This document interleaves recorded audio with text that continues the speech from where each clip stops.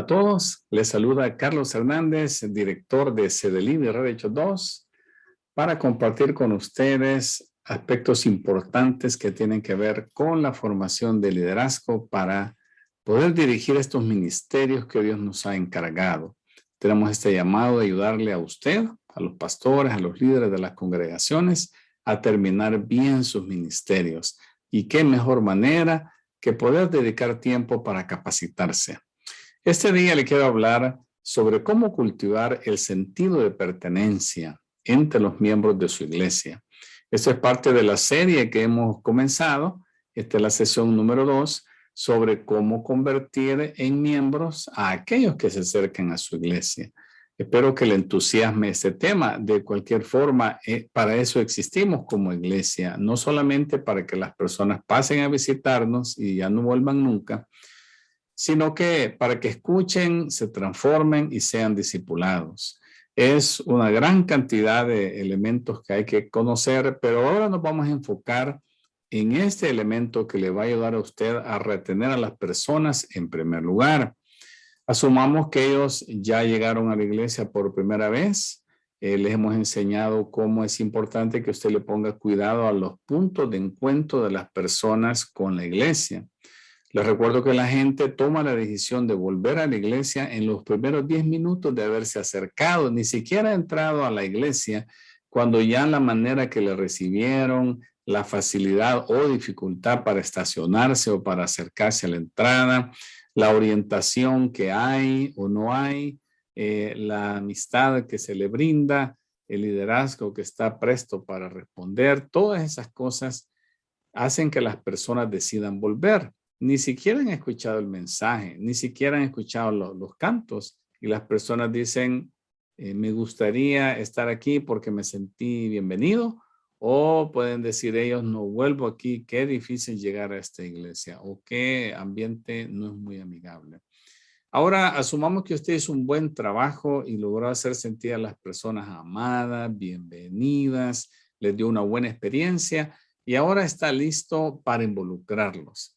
Esto es un tema bien interesante. En las iglesias pensamos que las personas tienen que tener un grado de madurez espiritual muy avanzado para ponerlas a servir, pero esto es porque estamos muy limitados en lo que consideramos servir en la iglesia. Siempre pensamos en la predicación, las personas que pasan al escenario, la música, personas que siempre dan la cara a la iglesia, como lo sugieres, maestros de niños.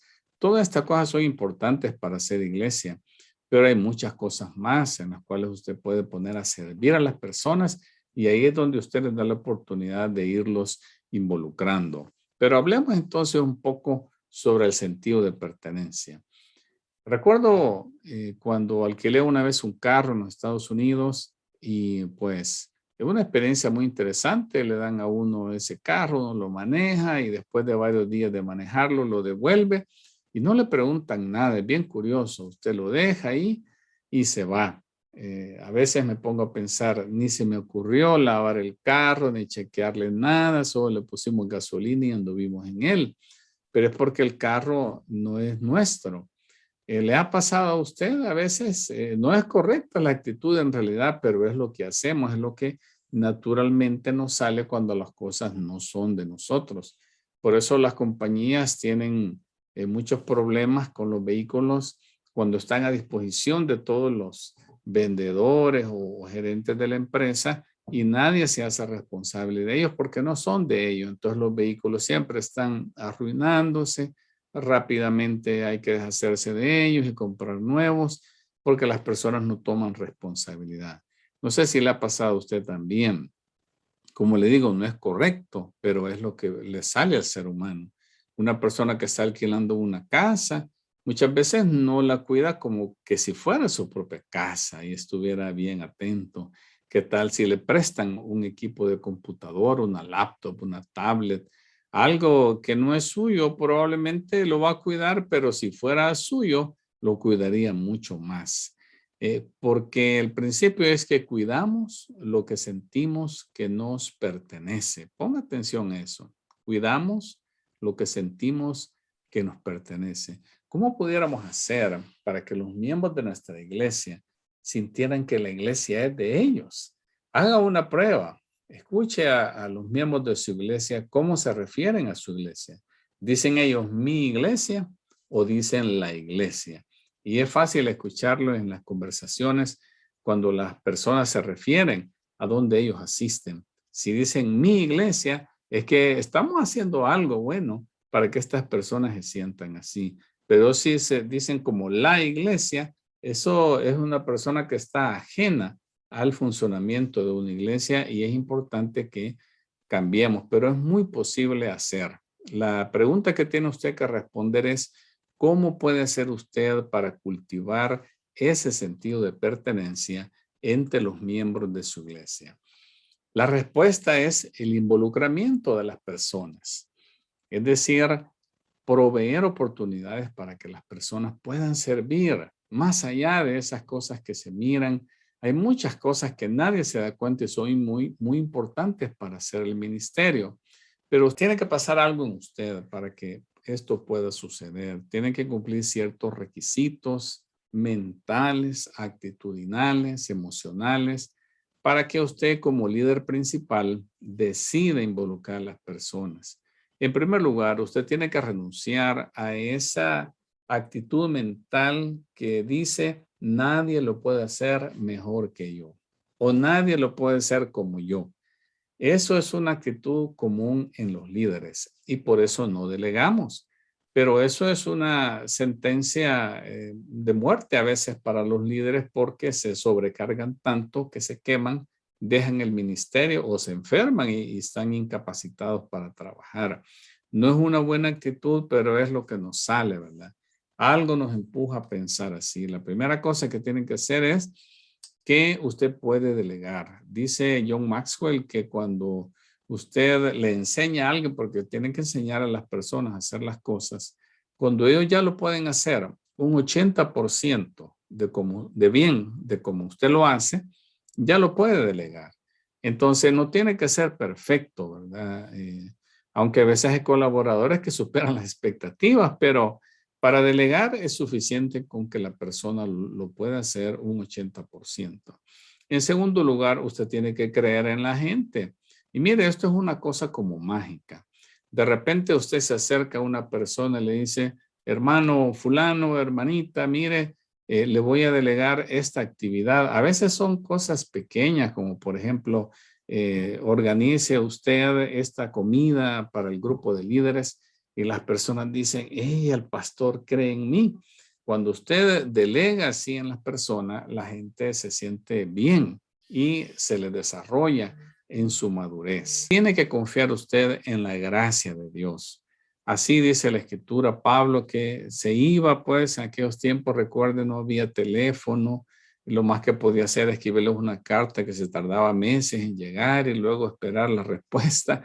Entonces, no quedaba otra más que confiar en la gracia de Dios, que las personas que se les había delegado un ministerio lo iban a cumplir de una manera sabia y una buena forma. Entonces, en estos tiempos es lo mismo, hermano. Usted tiene que creer que Dios en su gracia va a ayudar a las personas a hacer las cosas. Entonces, le invito a que usted identifique y establezca actividades para que la puedan hacer personas con diferentes grados de madurez espiritual. ¿Qué quiero decir? Por ahí un pastor estuvo dando el testimonio durante las reuniones de la red de Hechos 2 que alguien invitó a una persona para que ayudara a modular el sonido de la iglesia, porque el pastor ya había expresado esa necesidad, que estaba en un nuevo local, tenían un nuevo equipo, pero no lo podían usar y el resultado era desastroso. Entonces alguien dijo, yo tengo un conocido. Lo que no le dijo al pastor es que esta persona era un experto de estas personas que modulan sonido para las orquestas que hacen fiestas en estadios y son unos sonidos increíbles, ¿verdad? Pero usted sabe pues de dónde vienen estas personas. Y con el tiempo, pues la persona conoció a Cristo, se enamoró de la iglesia y ahí está sirviéndole al Señor en esa posición. Mire cómo confiar en la gracia de Dios es una cosa que nosotros nos arriesgamos a hacer. Ahora bien, esa actividad nadie la mira. Es una actividad que está detrás de una cabina. Nadie está pensando que estas personas están haciendo eso. Creo que tenemos que cambiar nuestra mentalidad con respecto al servicio en las cosas del Señor. Y yo no le estoy diciendo que ponga gente inconversa a predicar o a cantar o en ese tipo de actividades. No, hace bien usted en hacer filtros, capacitaciones y ir midiendo a las personas en su madurez espiritual para colocarlas en esas posiciones. Pero hay otras posiciones que solamente son cosas que usted puede delegar, como cuando usted pide pizza para una reunión de líder de la iglesia, la llevan a la iglesia. Nadie está pensando que quién preparó esa pizza eran cristianos o no, si estaban bautizados, si el muchacho que la llevó a domicilio era cristiano. Nadie está pensando en eso. Sin embargo, la comida entró a la iglesia y le sirvió a los líderes de la iglesia. Ponga cuidado a eso. Hay muchas actividades que usted puede identificar en las cuales puede involucrar usted a personas que quieran servir y eso crea un sentido de pertenencia, un cariño por las personas, un cariño por parte de las personas hacia las cosas de la iglesia. Pero bien, aquí hay un riesgo que usted tiene que evitar. Si usted solamente está pensando en personas habilidosas que le puedan ayudar, y las pone a servir, corre el riesgo de hacer sentir usadas a las personas. Yo quiero darle algunos tips este día sobre cómo puede usted mostrar verdadero interés en la persona completa, no solo en lo que esa persona le puede dar a usted o le puede dar al ministerio. Para ello, entonces, vamos a ver un concepto muy interesante que habla de la forma de la persona. Ayudar a las personas a encontrar su forma. Ahora bien, la forma es un acróstico que hemos identificado, que es la letra FORMA, ¿verdad? Que es un acróstico, cada letra nos va a recordar un principio. Y de esta manera, cuando las personas identifican cómo es que Dios les ha hecho, así van a saber mejor a dónde pueden servir. Esto nos recuerda aquel versículo que dice Job, tú me hiciste con tus propias manos y tú me diste forma. Es algo que Job llega a esa comprensión de que después de todo tenemos a un Dios creador. Y qué linda esa actitud de sentir que Dios nos ha hecho con delicadeza con sus manos. De hecho, hay otro pasaje muy conocido en el Salmo 139 que dice, soy una creación maravillosa y por eso te doy gracias. Todo lo que haces es maravilloso. De eso estoy bien seguro. Tú viste cuando mi cuerpo fue cobrando forma en las profundidades de la tierra. Mire qué lindo cómo dice que Dios nos ha hecho. Y sigue la escritura diciendo, aún no había vivido un solo día, cuando tú ya habías decidido cuánto tiempo viviría. Lo habías hasta anotado en tu libro. ¿Se imagina usted, hermano? Por eso Dios es Dios, porque Él es todopoderoso. Él puede interesarse por cada persona, hacerla de una manera especial y hasta anotar las cualidades en un libro. ¿Se imagina usted qué especial es usted? Qué importante es esta escritura y poderla enseñar a aquellos que van acercándose a la iglesia para que ellos no se sientan como personas que no valen o personas de segunda categoría porque son hijos de Dios, especialmente cuando ya reciben a Jesucristo, entran a esta dimensión de conocer a Dios como el Dios creador, el Dios que les ha hecho de manera especial. Y si les ha hecho de manera especial, les ha dado talento, dones, cosas bien particulares que les van a servir a ellos, no solo para ganarse la vida, sino para servirle al Señor. Vamos a hablar entonces de la forma en el ministerio, cómo su forma determina el lugar en que usted va a servir, determina su ministerio. Hablamos entonces de la letra F. La letra F la vamos a decir que es la formación con nuestros dones espirituales. Es decir, Dios le ha dado a usted unos dones espirituales. Cuando el Espíritu Santo viene a usted, dice que Él delega como Él quiere. 1 Corintios 7 dice, Pablo dice, personalmente quisiera que todos fueran como yo, pero Dios ha dado a cada uno diferentes dones, a uno de una clase y a otro de otra. Esa es una cosa interesante que podemos reconocer. Mire, Dios tiene muchas características para una persona. La personalidad son cosas bien particulares, ya lo vamos a ver más adelante, es parte de la forma.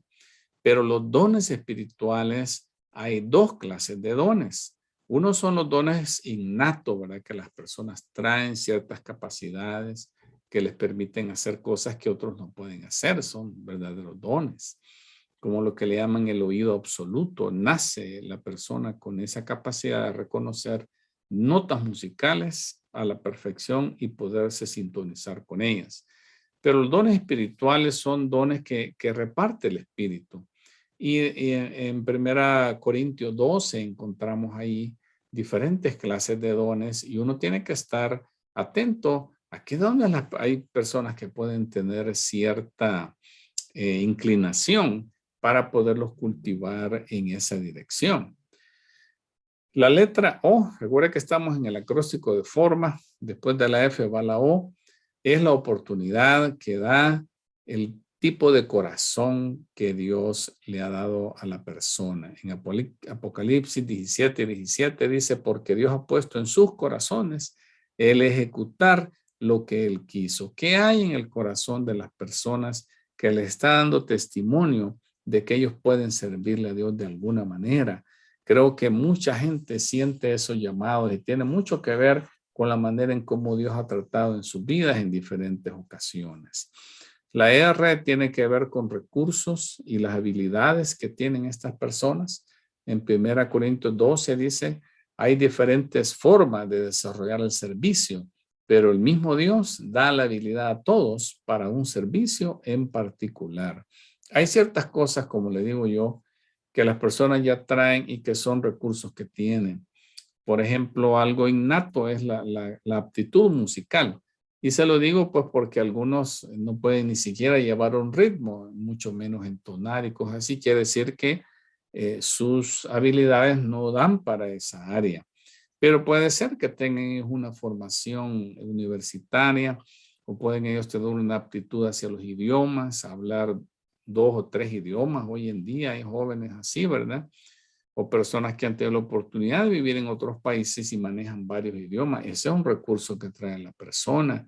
Una maestría en administración de proyectos, una licenciatura en recursos administrativos, personas que se desarrollan en el área educativa, leyes, psicología, medicina, hermano. ¿Cuántos recursos hay que las personas traen a la iglesia? Y hace bien usted en identificar esas cualidades, esas aptitudes desde que las personas llegan para ver cómo se les pone a servir. En Éxodo 31 dice la escritura que el Señor identificó a una persona para que le ayudara a Moisés a llevar a cabo todo el proyecto que Dios le había encargado y le dice a esta persona, lo he llenado con el Espíritu de Dios, dándole mucha sabiduría, habilidad y experiencia en todo tipo de artesanías. Esta es la gente que usted necesita en el ministerio. Gente que Dios se la envíe para que le pueda ayudar en el ministerio y usted tenga esa capacidad de poderlos poner a servir y no llenarse pues con esa actitud de que solo usted puede hacer las cosas. Vamos entonces a la letra M. Recuerde, estamos en la F, la O, la R. Ahora vamos, la R de recursos, vamos a la M de mi personalidad. 1 Corintios 2 dice, ¿quién conoce los pensamientos de un hombre? Sino el espíritu del hombre que está en él. Asimismo, nadie conoce los pensamientos de Dios, sino el espíritu de Dios. ¿Qué queremos decir? Cada persona está hecho de manera particular. Esto no tiene que ver con cosas espirituales, sino con la manera que esta persona se conduce, porque tiene este desarrollo que se le ha hecho pues durante toda su vida. Hay varios enfoques para identificar la personalidad. En el Centro de Liderazgo tenemos un curso que se llama el Potencial de Líder, donde tenemos ahí ciertos test que usted puede tomar de personalidades, de sus dones, para ir identificando a dónde puede servir mejor. El test que nosotros usamos es un test muy interesante basado en 4 tipos de personalidad y pues lo puede hacer, se lo podemos hacer llegar, es muy interesante. Usted lo puede usar a las personas que, lo puede usar con las personas que se acercan a su ministerio para saber qué tipo de personalidad tienen y también usted debe saber qué personalidad tiene usted, sus fortalezas, sus debilidades, qué tipo de personalidades deben tener sus colaboradores para poderse complementar mejor. Por ejemplo, de las 4 personalidades que son dominante, estable, influenciador y la última dice concienzudo o cumplidor. Mi personalidad es la S y la I, que es estable, influenciador.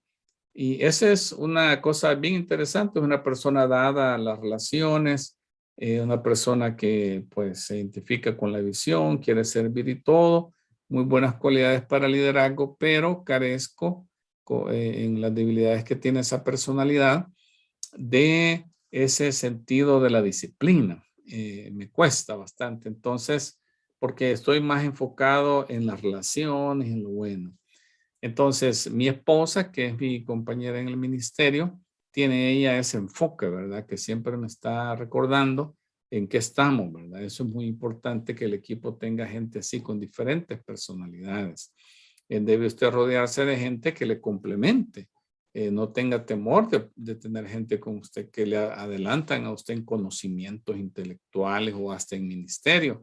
Gracias a Dios, si Dios les da la humildad de servir con usted, pues Dios se los ha enviado para que bendigan al pueblo de Dios, no solamente a usted, ¿verdad? Porque ustedes son instrumentos para llevar al pueblo de Dios a los propósitos de Dios. Así es que estamos aquí aprendiendo de esto. La última cosa que ayuda a la persona a identificar su forma, ¿verdad? Que ya dijimos, hablamos de dones espirituales, hablamos de recursos, de habilidades, hablamos pues de la personalidad, del corazón. Ahora vamos a hablar de los antecedentes que tienen las personas y de su experiencia. En este sentido, es bien importante que usted se siente con las personas. Esta letra A de las aptitudes, de las experiencias, antecedentes de las personas, esto requiere usted que se siente con ellos a escucharles y les haga las siguientes preguntas. ¿Ha tenido usted experiencias espirituales en el pasado? Tenemos que saber cómo es la experiencia de estas personas. Recuerde que hoy en día es muy común que vengan personas de otras iglesias y nosotros necesitamos saber cómo han sido esas experiencias espirituales. A veces no son bíblicas. A veces uno tiene que ayudarle a las personas, así como hicieron Priscila y Aquila, ¿verdad? Con Apolos, que dice que lo escucharon predicar y le descubrieron algunas cositas que todavía él no conocía y le hicieron saber bien cómo era el mensaje del evangelio.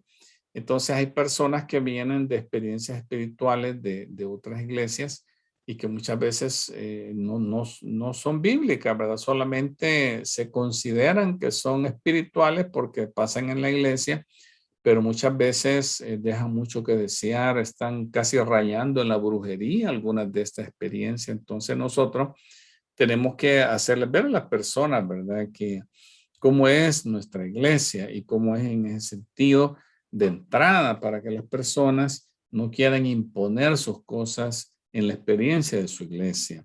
A veces los pastores, como nos llenamos de gente que viene de otras iglesias, de repente empiezan a hacer desórdenes en las reuniones públicas y se nos sale de control, ¿verdad? Esto lo solucionaría usted si de entrada usted a las personas directamente les pregunta, cuénteme un poco de su caminar espiritual, de qué iglesia viene, cómo ha sido su experiencia con Dios, etcétera. Otra pregunta muy importante es, ¿qué experiencias dolorosas han tenido estas personas? Si usted pudiera recordar, le dice usted a estas personas, un momento de dolor en su vida, ¿cuál sería? Y debe dejarse llevar por el lenguaje corporal de estas personas, debe verle sus ojos, debe ver sus reacciones ante esta pregunta y estar muy atento a cómo ellos reaccionan. Experiencias dolorosas puede hacer que algunos no las hayan resuelto y usted les puede ayudar a cerrar capítulos de falta de perdón, de resentimiento, de dolor por la desilusión, un corazón roto. ¿Cuántas cosas pueden pasar? Usted les puede ayudar a hacer el cierre para que ellos puedan de veras servir con todo poder. Otra pregunta que usted le hace es qué experiencias educacionales ha tenido. ¿Cómo es su formación, verdad? ¿Tiene una formación avanzada, media o básica? Y esa forma usted sabe a dónde puede poner a servir a estas personas. Usted sabe dónde los puede poner a servir a estas personas. Otra pregunta que usted les puede hacer, ¿tiene usted experiencia ministerial anterior? Eso quiere decir predicar, dirigir proyectos, proyectos evangelísticos, proyectos de ayuda, ha viajado como misionero. Esas son experiencias ministeriales. Entonces, usted puede hacer esas preguntas y le sirve a usted para conocer mejor a las personas. Recuerde que lo que usted está tratando de hacer es involucrar a las personas en el quehacer de la iglesia. Es decir, usted está reclutando voluntarios y eso es muy importante. Cuando las personas están recién llegadas a la iglesia, son los mejores candidatos para voluntarios.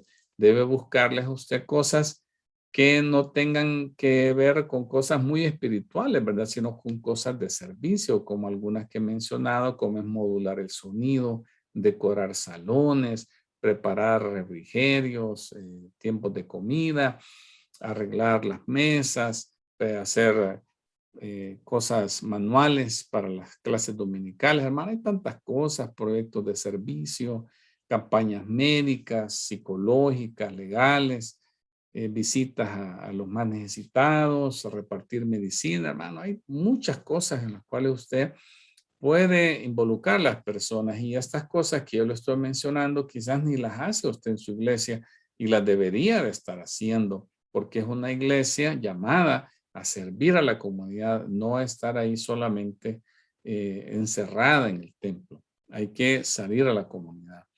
Pero le doy un dato importante. Se dice que cada voluntario que usted agrega a su ministerio, cada voluntario le va a traer 4 personas nuevas a la iglesia. ¿Se imagina usted? Es como cuando se hace un drama en la iglesia, van todos los familiares a ver, ¿verdad? Entonces, cuando usted agrega un voluntario, una persona que va a servir en el parqueo, una persona que va a hacer algún servicio, esta persona va a comunicarle a otros nuevos y los va a invitar a su iglesia. Pero aquí está un detalle interesante. Cuando usted agrega un líder a la iglesia, esa persona va a traer 10 personas nuevas a la persona que se le da responsabilidad. Que usted probara estos promedios que vas a tener esta lámpara, te vas a vestir de esta manera. Mire, un voluntario y vas a estar dando dirección, ¿verdad? A los vehículos que vayan en esa dirección. Es una tarea, es un voluntario. Pero un líder, él le da responsabilidad y usted le dice con toda claridad, tu responsabilidad es que las personas que vengan a la iglesia en vehículo tengan una buena experiencia, que no hayan peligros de que aquí las personas las vayan a atropellar. Tu responsabilidad es que afuera de la iglesia haya un buen ambiente de amistad, de aceptación. Esa es una responsabilidad y eso involucra un equipo y usted le está dando a esta persona autoridad para que lo pueda hacer.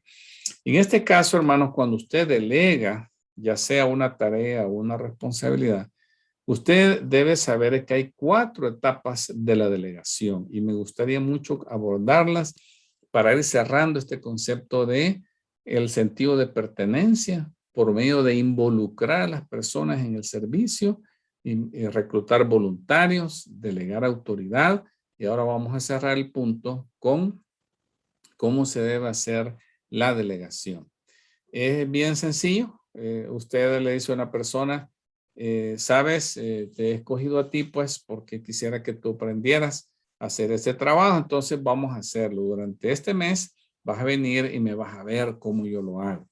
Él lo mira a usted que lo hace varias veces. Luego pasa a la etapa 2 y le dice ahora lo vamos a hacer juntos, ¿verdad? Yo voy a hacer una parte y tú haces otra parte y usted lo está vigilando, se intercambian responsabilidades hasta que la persona maneja todo el proceso. Tercera etapa, le dice, ahora yo te voy a ver, solamente te voy a cuidar. Y usted está ahí observando cómo le va, resolviéndole situaciones de dudas. Y hasta ese punto, entonces, cuando usted ya lo observó, que la persona hace bien la labor, usted le dice, ahora te voy a delegar la autoridad para que tú puedas hacer esto. Ve usted cómo es importante esto. Nosotros no delegamos de esa manera. Muchas veces solo tiramos a las personas a las responsabilidades, los dejamos abandonados. Y esto es lo que ellos dicen. Es que el pastor me vino a tirar aquí, me dejó abandonado y ya nunca más oí hablar de él. Eso no es una delegación adecuada. En la manera que yo le estoy compartiendo hoy, en que usted le dice, mírame cómo yo lo hago, ahora lo vamos a hacer juntos, ahora te voy a observar cómo lo haces y te voy a cuidar, y en cuarto lugar, hasta entonces te voy a dejar solo. Claro, siempre reportándome el proyecto, ¿verdad? Pero no se tiran a las personas a hacer cosas así. Así es que con estos 4 etapas de la delegación, cerramos este concepto de cómo crear este sentido de pertenencia por medio de crear oportunidades para involucrar a las personas, lo cual significa reclutar voluntarios, reclutar líderes, significa también ayudarles a conocerse cómo son ellos en su personalidad, qué dones tienen, cuál es su experiencia espiritual, qué recursos tienen y qué es lo que hay en su corazón. Estoy seguro que estos conceptos le van a servir para desarrollar un ministerio en su iglesia y va a pasar a ser una iglesia no tradicional. Que Dios le bendiga en ese esfuerzo.